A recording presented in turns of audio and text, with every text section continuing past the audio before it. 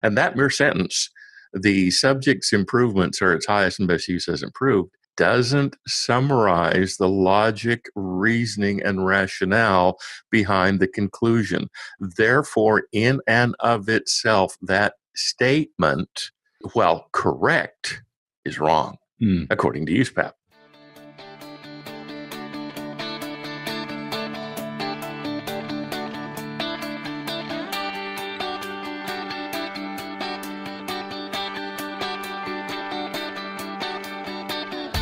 Originating from deep inside the Rocky Mountains, transported through the power of the internet, and arriving inside your tiny earbuds.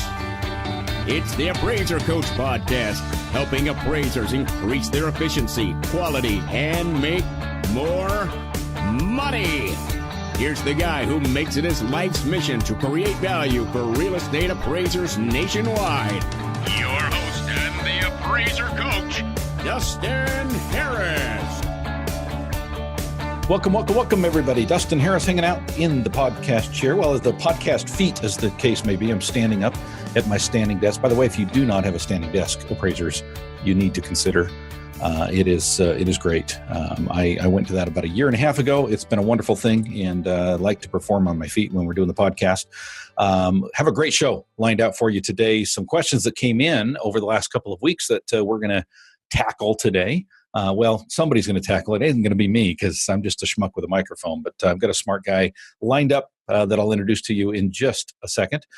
First, want to remind you, of course, that we are sponsored by DataMaster. DataMaster is the ability to be able to save 30 to 60 minutes per report. Folks, add that up. I don't know how many reports you do in a month, but it's huge. Go to datamasterusa.com for more information. One more time, datamasterusa.com. We're sponsored by Alamode Software. Speaking about efficiencies and effectiveness and being able to do more with less, that is Total. If you're not on Total, you need to check them out. Go to alamode.com or pick up the phone and call them. It's 800-ALAMODE. And finally, we are sponsored by OREP Insurance. OREP is the E&O that I have been on for several years. Why? Well, many reasons we'll talk about in just a few minutes, but in the meantime, check them out at orep.org. Again, it's orep.org.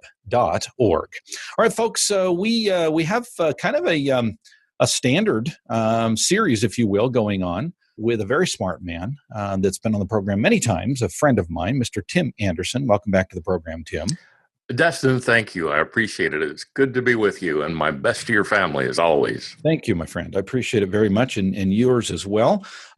We started this last month, and as far as I'm concerned, we can keep this going on indefinitely, and that is on a pretty regular basis, Tim. I get comments, questions, mostly questions from appraisers across the nation, and I guess they think because I'm an expert on success and business and workflow and procedures and everything else that, gee, I must know everything about everything with regard to appraisals, which is not the case. I defer to people like Tim who are much smarter than I am when it comes to Uspap issues, when it comes to the technical side of things, the state board side of things, and how appraisers sometimes get themselves into hot water. So I appreciate Tim's willingness to be on the program and help me out with some of these questions. So, Tim, you ready?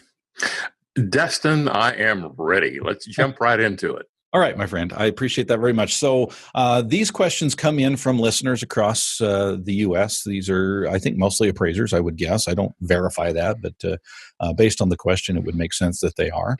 One of the questions came in over the Facebook feed recently, and I know you're not on that anymore, Tim. Congratulations to you, by the way, breaking free from the chains. But I'm still going to suck you back in a little bit because these questions often come that direction. And this came from Ken.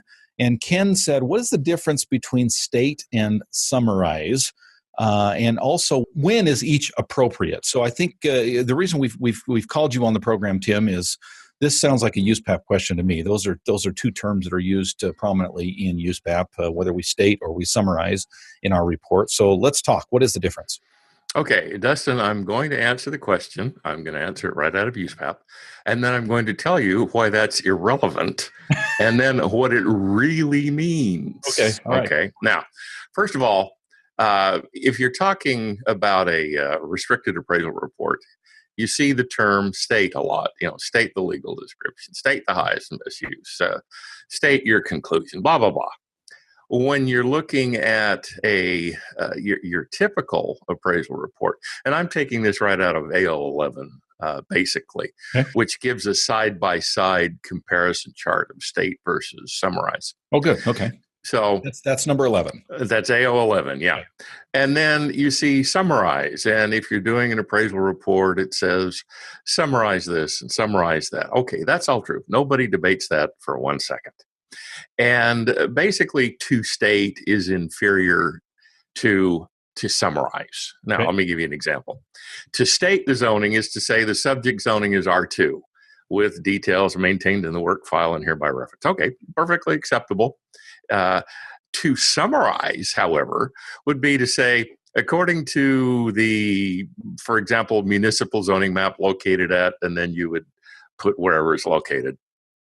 The subject zoning is R2. The zoning classification permits single-family residences and buildings traditionally auxiliary to them.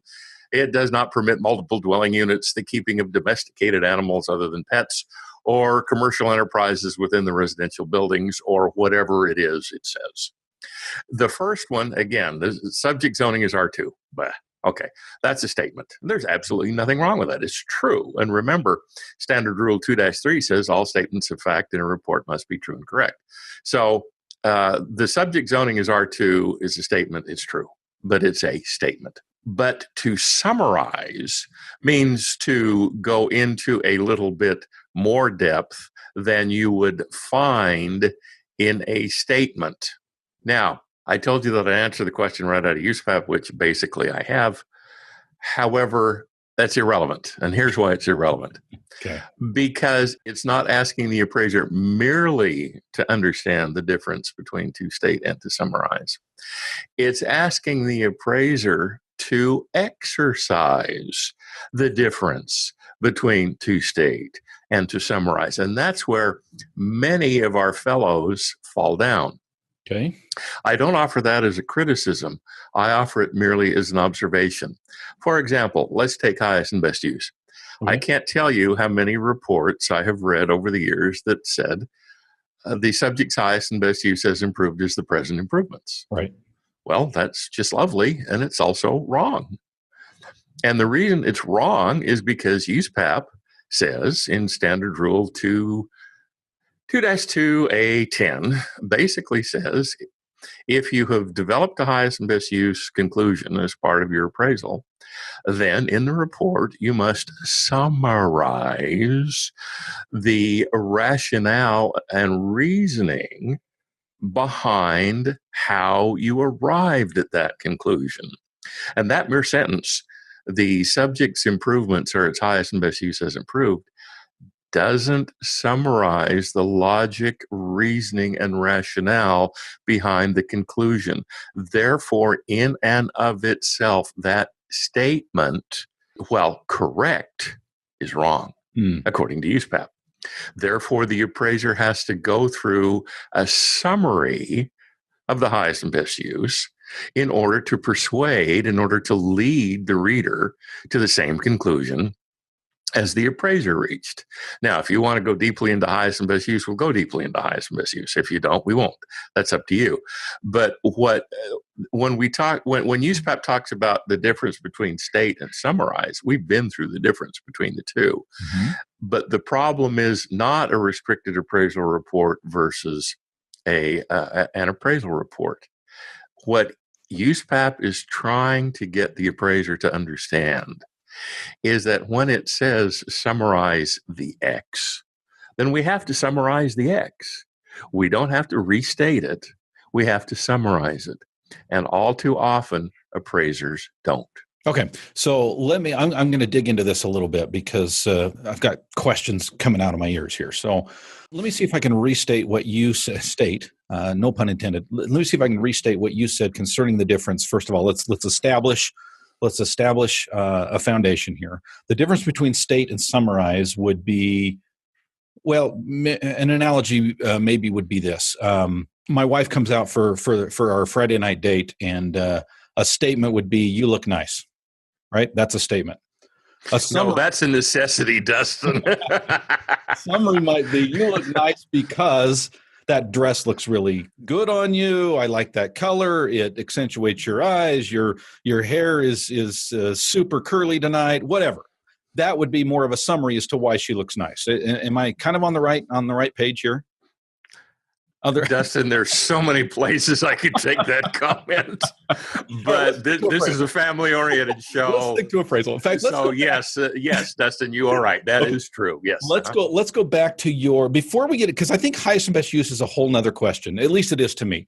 And so I want to put that to the side for just a second, because I definitely want to dig into it. But let's start with your zoning example. I thought that was a great example. So the zoning is, a statement would be the zoning is R2. A summary would be as the zoning is R2, which means maybe you write a couple sentences or a paragraph concerning what R2 actually means, right? Yes. Okay, yes. So I think that's fine. But let's go to the second part of Ken's question, because this is really where it gets a little bit confusing for me. And I think for probably some of our listeners, I would guess, if I dare speak for them. The second part of the question that Ken asked is, when is each appropriate?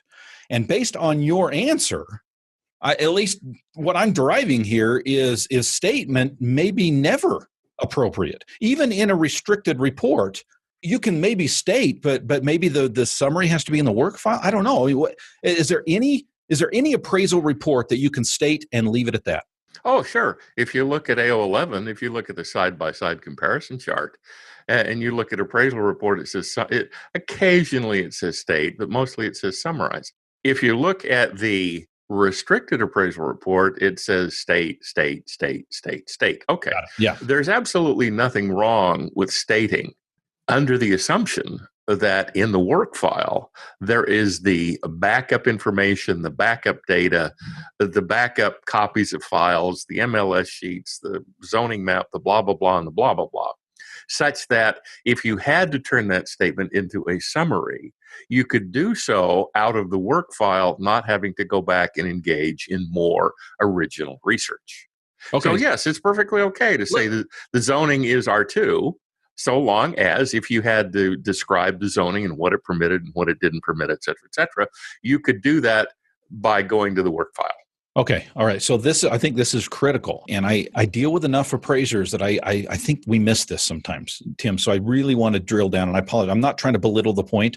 I'm trying to make sure that it's punctuated, because I think this is absolutely important. So here's what I think happens sometimes. Never in my files, of course, but in the other appraisal files that I've seen, I think this sometimes happens. So you get an appraisal engagement letter. You schedule the appointment, you do all of the prelim work, and part of that prelim work has to do with research, and part of that research has to do with zoning. Let's stick with the analogy or the example that we're using here. So we might pick up the phone or pick up the computer, as the case may be, and go to the source. And the source would be the zoning department for that particular entity or municipality that governs whatever area that particular house is in. So let's say that I get an appraisal report, or appraisal assignment rather, in Idaho Falls, and it's in the city limits. So I'm going to go to the website that has all of the maps for Idaho Falls city limits, and I'm going to find that particular house, and I'm going to drill in on the parcel, and sure enough, boom, there it is. It's R2. Okay. On my report, I'm going to put R2. Tell me what you think needs to be in that work file, because I think probably what most people do is they put R2, and that's it. Now they might print out they might grab a screenshot of the zoning map, or they might print out the explanation, but I'm going to guess that 90% of appraisers are not doing that. They're putting R2 down, thinking that if they ever have to reproduce, they can go back to that website. They can pull up the R2 explanation. They know what it is. They understand what it is. And there is, I guess, assuming their users do, or the intended user does as well. Should appraisers be doing more than just stating R2 on their report? Yes, without question. Okay. Now, does it have to go into 14 pages of narrative? No. It could. It could, but there's no reason for it to. You've been reading some of my old reports, haven't you, Dustin? No, you say the zoning is R2, and based on its contents, the subject complies with the zoning. Okay. Period. That's the summary. Yeah, that's the summary. The statement. Now, you want to go into more detail? Go into more detail. But merely to say the zoning is R2 is not wrong. It's just not enough. Okay, so But the zoning is R2, and the subject in its present configuration complies with the zoning. And one of the reasons you're going into that analysis, or excuse me, that very short summary, let's even call it a précis, you're going into that précis, is because zoning is a component of highest and best use. Yes. And the property cannot reach its highest and best use until it complies with the zoning. So by saying the zoning is R2 and the subject complies with the zoning, then in the highest and best use analysis, part of your summary is, I wrote in the rhetorical we, so just put up with that. So we have already shown that the subject complies with the zoning, therefore its use is legal. You don't have to go through it again. Oh, okay. You've already proven the fact, and you proved it to set a precedent for the highest and best use analysis, so you didn't have to prove it there. Okay, so I'm going to reveal a little, maybe too much here about my reports, just as an example, because I think I'm okay. But let me share with you what we do in my office most of the time. Now, obviously, there's exceptions to this. Obviously, you get into some sticky, unique situations that I feel like I need to go into a little bit more explanation on. But for the most part, I would say 95% of the reports that I do, the appraisals that I do, and then put on a form, which we obviously know is not Uspap compliant in and of itself. I'll tell you what I do, Tim. 9 times out of 10, well, 8 times out of 10, that zoning is going to either be ag or it's going to be residential 1. That's just the two most common in my area. So I do a situation where I do an appraisal on a home that's in a subdivision and reach out. Sure enough, surprise, surprise, it's R1. Okay, but let's say it's a manufactured home and it's in R1. Okay, R1 in my area usually includes manufactured homes. So on the form, let's talk 1004 for just a second, the URAR.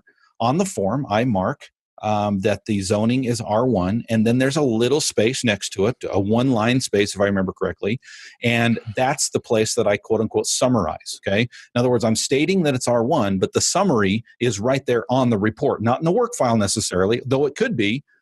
It's on the form itself, and it basically summarizes what you just mentioned in the sense that, so for example, I might say the subject is in an R1 zoning, which allows for manufactured homes. Yes. Okay. Yes. And then if you really want to nail it down, you say paren C details maintained in the work file and hereby reference close paren. Yeah. Okay.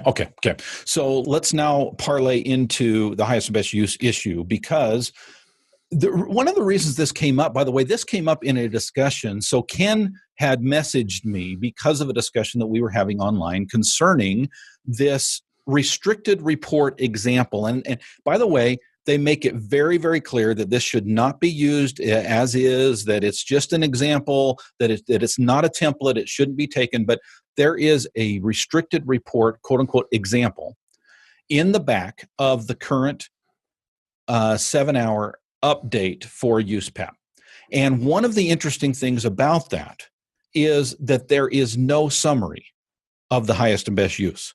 It is there's merely a statement. Yeah. And if you look at Standard Rule 2-2-2B10, it says in a restricted appraisal report, you state the highest and best use. It doesn't say anything about a summary of the support and rationale you have for it. It merely says state the highest and best use. However, should that highest and best use summary be in my work file if I do a restricted report? If it isn't, then there are possibly some sleepless nights ahead. Okay. All right, good. I think that clears it up very, very well. I think hopefully, Ken, that answered your question. Difference between state and summarize, I think that we established that. When is each appropriate? Again, a restricted report is a statement. However, there are things such as highest and best use that you need to have at least a summary on, or at least some backup in your work file so that you can recreate whatever statement you made on the restricted report. Is that fair, Tim? Yeah, let me jump in here, Dustin, and this I'm not quoting Uspap here. This is not the Appraisal Foundation. It's just me. Okay. Way too many appraisers can answer the questions what and how. Far too few appraisers can answer the question why. Why? And that's the key. And that's where state boards nail you, right? Oh, to the wall. Yeah. Okay, good. Okay, good. So, Tim, we've got a second question that we're going to come back on. But first, I want to pause here to remind you that, of course, we are sponsored by DataMaster. DataMaster, you know what, folks? They're not everywhere. And there's a reason for that. They do it right. They're not screen scraping your MLS. They are in agreement with your local board of realtors. And some do and some don't. And some it's financially feasible and some it's not. But I'll tell you, folks, if you jump on datamasterusa.com and find out that they are in your area, what are you waiting for? I actually have 5 MLSs in the areas that five MLSs in the areas that I cover. Two of them actually work with DataMaster. And unfortunately, they're the 2 that I use the least. But I'll tell you what, they're still worth every penny because of the time that I save. 30 to 60 minutes per report. Is that just an advertising scheme? Absolutely not, folks. I have been using DataMaster for years now, and I'm telling you, it saves 30 to 60 minutes per report. Why? Because it imports data that you would be hand typing or paying someone else to do so. It will pay for itself and then some. If you want to be more efficient at what you do, please check out DataMaster. Go to datamasterusa.com. One more time, datamasterusa.com. We are sponsored by Alamode Software. Alamode is the software that I've been using for over 20 years. There's been some changes with Alamode and the ownership of Alamode, but I'll tell you, folks, I'm still getting the efficiency. I'm still getting the effectiveness. I'm still getting the workflow that I've always had. And as far as I am concerned, as long as I get that, I'm going to continue to be a loyal customer. I continue to be able to do things faster and more efficiently than I can with other software programs. And to me, it's worth every penny. If you want to be efficient at what you do and increase the quality of your work, folks, the tools that are in Alamode allow you to be able to produce, in my opinion, a very high quality appraisal report. Check them out. Go to alamode.com or call them at 800-ALAMODE. One more time, it's alamode.com or 800-ALAMODE. Finally, we are sponsored by OREP Insurance. Folks, how often do you think about your E&O insurance? How often do you think, gee, I wonder if I'm with the right carrier? Well, folks, go no further than orep.org to find out. All you have to do is log on to orep.org and just check out the benefits tab. Just click on the little link at the top, click on the benefits, and compare it to what you currently have. I guarantee, because I've checked them out, I guarantee that they will blow the competition away just in the great benefits that you have. Not only that, but they will save you money. At least they have for me over the last 3 years. OREP is the place to go for your E&O. It's orep.org. One more time, it's orep.org.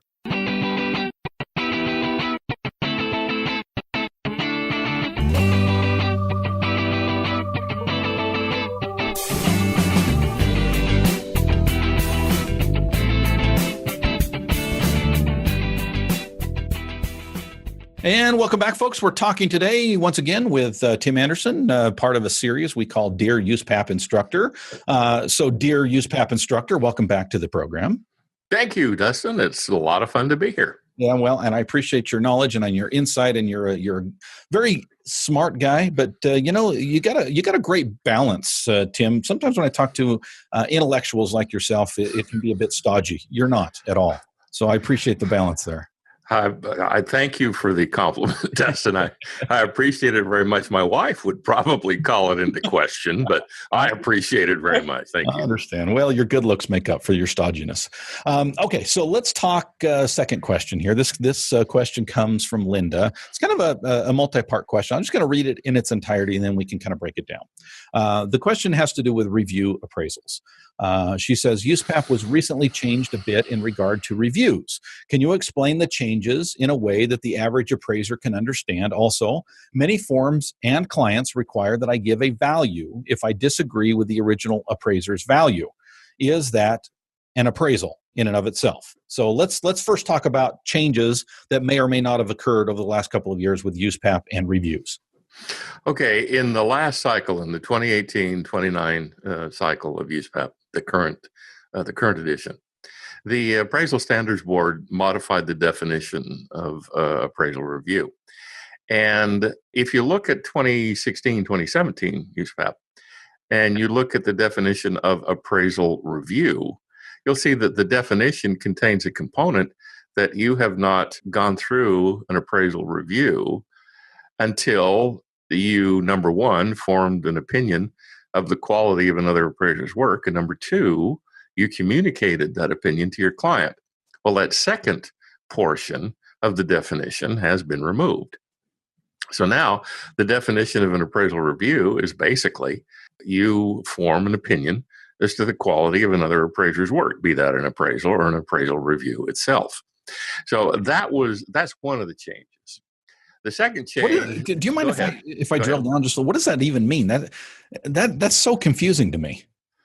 Which part? Well, that there was a change there. I mean, so you establish an opinion of the quality of another appraisal, but you're not going to report it? I mean, the reason they took out communicate it to the client was because it's basically redundant. If you're not going to report to a client, why are you forming opinion of another appraiser's work? Exactly. So it was redundant. So that's why they took it out. Gotcha. Okay, that makes sense. Okay, yeah. Now, you're sitting at your desk and you go, "Wow, this is the best appraisal report I've ever read." Right. Is that an appraisal review? No, it's not an appraisal review. You still have to communicate it to your client. But the point was, if you're not going to communicate it to your client, why do it? I got nothing else to do and I don't want to get paid. So I'm not getting paid. Let me review appraisal. No, that's not how it works. Clarification. Yeah. That makes sense. Yeah. Okay. Then a number of appraisals that ask for a number of years. Well, how come appraisal development is one standard and appraisal reporting is one standard, but appraisal review, development, reporting is just one standard instead of two? Quite frankly, it didn't make sense.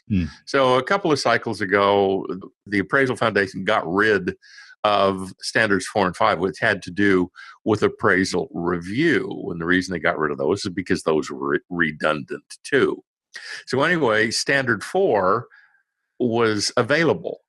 So they took standard 3 and they made standard 3 the review a development standard. And then they took the vacant standard 4 and made standard 4 the appraisal review reporting standard. Mm-hmm. And that's basically all it did. And then, according to the Appraisal Standards Board, the edits were to improve consistency with other development and reporting standards. In other words, make 2 standards out of 1. Okay. The concept of appraisal review has not changed. All the same rules are still there. And, all the same rules are still there. And I'll get off my soapbox and I won't editorialize about appraisal reviews. Okay. Then Linda asked the question, can you explain the changes in the way that the average appraiser can understand? Well, I don't know what the average appraiser is, Linda. So smarter than me. It's been my understanding that rarely are appraisers average. They're usually well above it. Let's see. Then it says, also, many forms and clients require that if the reviewer disagrees with the original appraiser's value, is that an appraisal? Okay, first of all, yes, an appraisal. But let me back up first. Number one, the form does not set the scope of the reviewer's work. Good. Just as the appraiser sets the scope of his or her work, the reviewer sets the scope of his or her review. Perfect. And the form that the appraiser uses to report the results of the review is utterly irrelevant. Mm-hmm. It contains what the reviewer wants it to contain. Now, when the client says, I want you to fill out XYZ form and tell me whether you agree with the appraisal or not, what the client is saying, I want to underpay you for a review, and then I want you to do an appraisal for free. Well, Linda, if there are appraisers doing that, may they die horrible deaths. Because we're supposed to get paid. Mm-hmm. And theoretically, we're trained, we're experienced, we know what we're doing, we're competent, and therefore we should get paid for those. So if the client wants you to review an appraisal, fine, charge for the appraisal review. And then if the client wants you to agree or disagree with the appraisal, which is an appraisal, then fine, get paid for that too. Yep. You'll be amazed when you say, oh, dear, sweet, kind, and gentle client, I will be happy to review XYZ appraisal, and then I will be happy to agree or disagree with the value conclusion in XYZ appraisal. But the first one will cost you, insert humongous number here, mm-hmm. and the second one will cost you, insert even humongouser number here. And then all of a sudden you're going to find that, oh, well, I guess we really don't need the review after all. We don't need you to agree or disagree with the appraisal after all, because again, that is an appraisal. If you say, yep, $450,000 is right on the nose. The appraisal nailed that one straight down. You have just appraised it. You've just appraised it for $450,000. Yep. So that means you've got to comply with standard 1, which is the development standard, and standard 2, which is the reporting standard. Now, basically what you've done is delivered an oral report. Okay, there's nothing wrong with that. Now you got to go back to your work file and put a signed certification in your work file. And then you got to have enough stuff in your work file that if you had to convert your oral appraisal report into an appraisal report, you could. So if you're going to agree, even if you disagree, oh no, $450,000, ooh, no way, absolutely not. That's an appraisal. Because you have in other words, you say, I don't agree with the 450, but you don't actually you don't even have to put down your own number, Dustin. You're saying, I know so much about that property, and I've researched the comparables, and I know what the adjustments for the differences should be, that $450,000. This is a direct quote. This is from the comment to the definition, the noun definition of an appraisal, and it says, quote, an appraisal must be numerically expressed as a specific number, as a range of numbers, or as a relationship, for example, not more than, not less than, to a previous value opinion or numerical benchmark. And the benchmark is what the appraiser appraised it for in the first place. Exactly. So by agreeing or disagreeing with that number, you're doing an appraisal. Now you say, well, how do I do a review without doing that? Simple. You say, client, I'll be happy to review the appraisal, but I will neither agree nor disagree with the number in the appraisal. I do that all the time. I call it a technical review. I do it all the time as well. Well, I call it a Uspap compliance review. Okay. All right, you got and I don't have a clue what the property's worth because most of the stuff I review is out of state. Exactly. So since I don't come up with a number, since I don't agree or disagree with the appraiser's number, I don't have to have a license in that state. I'm looking for Uspap compliance. That's all I'm looking for. Yep. So it's not, again, if you agree or disagree with the number in the appraisal, you have just appraised it. Or I should say, if you communicate that agreement or disagreement, you have just appraised it. If you go, oh, holy crap, there's no way this thing's worth $450,000, but don't say that to the client, now, you're okay. I'm going to push just a little bit here because I think most of my listeners are thinking, well, Tim, that's every review, right? Because I think most appraisers are in that mindset. If you've not done what I referred to as a technical review, and by the way, I had not until a couple of years ago, and I actually love that type of work, by the way. Technical reviews or Uspap, whatever you called it, right? Uspap compliant reviews. Compliance reviews. Compliance, okay. Yes, okay, yeah. All right, fair enough. But I think most appraisers out there, at least the typical, if you will, residential real estate appraiser, when they're asked to do a review by a client, let's just lay it on the table. Let's just be, let's just call a spade a spade. They're being asked to do an appraisal. They're being asked to do a review and an appraisal. Because if you look at that form, whether it be the 2000 form or some other form, it's not only asking about is the highest and best use accurate, is the form filled out correctly, is the correct boxes checked, is there support, but they're asking about comparables, they're asking about adjustments, and they're asking about value, whether or not you agree with the value or not. Right? I mean, that's what most appraisers are doing, and they just need to be aware. They're doing not just a review, but they're really doing two assignments, are they not?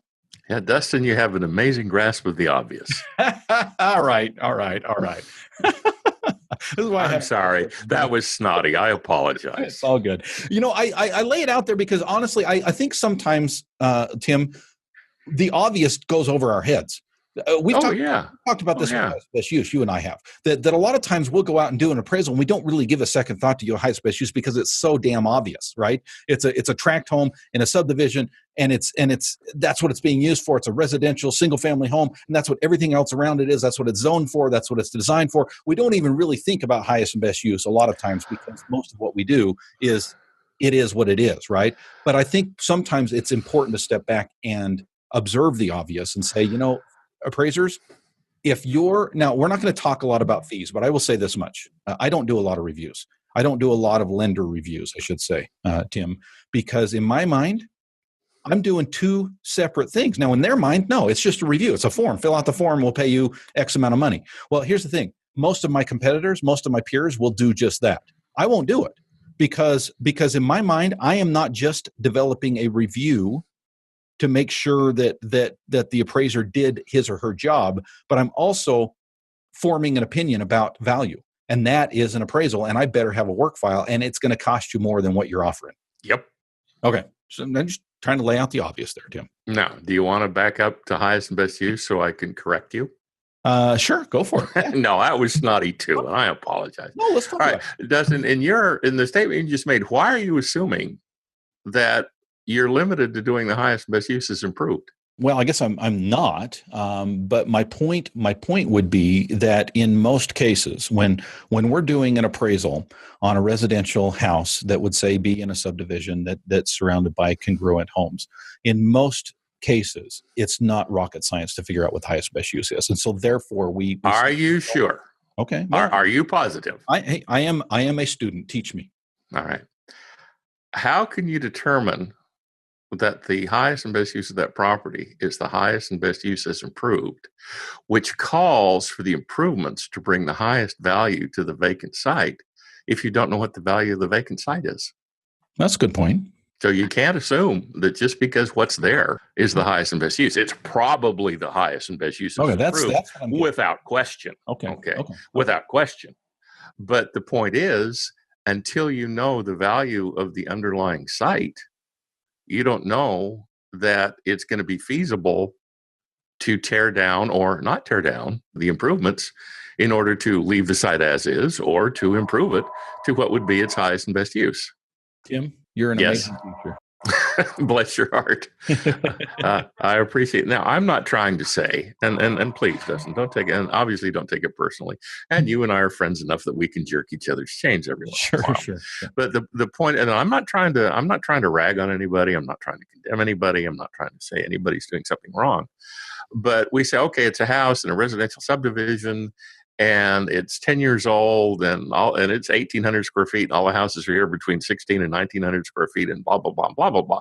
Yeah, the highest and best use is improved is present improvements, and the analysis behind it is about that long, quite frankly. Okay, good. But the question is that all that Uspap calls for in the analysis of highest and best use? And the answer is no. Now, it's all Fannie Mae calls for. Okay. I'll buy that. Okay. Although you and I will talk later, another show or off the air or whatever, about the problems I have with Fannie Mae's limitation on highest and best use. But if you're going to do a cost approach, you've got to come up with a value of the site as a vacant. And if you look at the cost approach on the 1004 form, it says, appraiser, please support your land value. Mm-hmm. Now, it doesn't put it in a pleading like I did, but way too many appraisers don't. They go, $75,000. And okay, it very well may be. That may be right on the nose, quite frankly. But without support, it's just a really good guess. Now, let's face it, some of us got through high school on really good guesses, but we can't do it professionally. We've got to have support for our conclusions. And while your opinion of the value of the site as a vacant is not a statement of fact, and therefore does not fall under that envelope in Standard Rule 2-3, what Uspap says is when you express an opinion, please have support for it. As always, Mr. Tim Anderson, I learn at your feet. You are a wise teacher, and I've learned a lot today. On a pretty regular basis, listeners, I get individuals reaching out to me and saying, hey, I'm in trouble with the state board. I'm in trouble with this, that, and the other. Help me, Dustin. And I can tell you what's going to happen when you do that. I'm going to quickly refer you to a man that knows much more about that type of thing than I do, which happens to be Mr. Tim Anderson. Tim, I know that you recently changed your email. Are you willing to give that one out if people want to reach you? Yes, you can reach me. My new email is tim@theappraisersadvocate.com. Don't have a website yet, but I got an email address. Awesome. Okay, so Tim@theappraisers appraisersadvocate.com, and your phone number. 561-635-5265. Thank you, Tim. I appreciate you joining me today. Dustin, as always, it is an honor to be with you and your listeners. Thank you. My friend.